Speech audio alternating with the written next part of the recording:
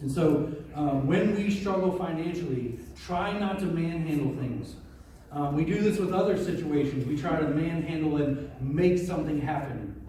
So after I had gone to Harding for about a year and a half, my dad called me up one time and said, "So Jeremy, have you started to date anybody yet? Have you met anybody?"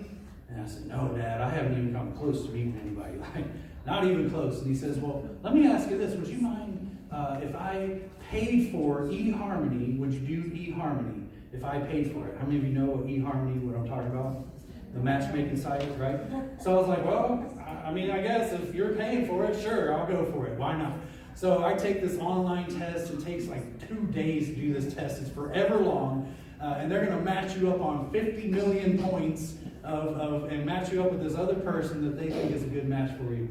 I only got one lead on a date in 6 months, and it didn't work out at all. So then this friend of mine mentioned this thing called Christian Cafe. And Christian Cafe was free. They're like, well, you can just go on this. It has singles, Christian singles. Go on there. Give that a try. I'm like, well, it's free. Why not? Sure. So I do that. Get one date from that. It was a total disaster. I mean, just awful. Awful. Finally, I get to that point where I had given up. I did. I prayed my prayer. I said, God, if you want me to be single for the rest of my life, I guess I'll be okay with that. I don't really like it, but I'll be okay with that if that's your will, right? And then I met Andrea. And I met her in a college class. We had a college class together. And from the first day I met her, I just knew that she liked me. So what happened is, she came in and she sat in the chair right next to me. And so I just knew that was a sign that she liked me right away. Forget that it was the only chair open in the whole room. It was right next to me. I'm like, ooh, hey, who's this sitting right next to me?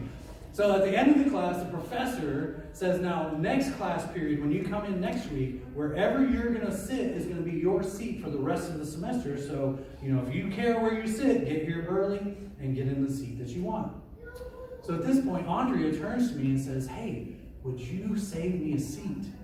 When you get here early next week, will you save me a seat? I'm like, hey, yes, I will. I sure will save you a seat. Now, she has a different version of her interpretation of how this story went.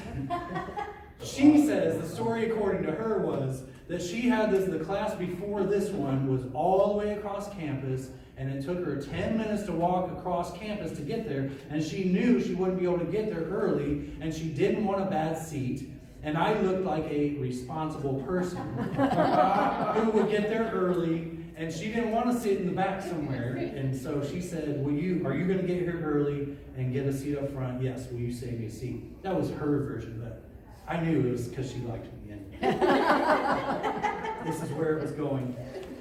Anyway, this is what we tend to do as humans. We want to trust God. We plan to trust God to provide, but then when it doesn't happen in the time we want it to, we take matters into our own hands, right? And we get on as many online dating services and Christian single things and these things, and in the end, none of those things worked.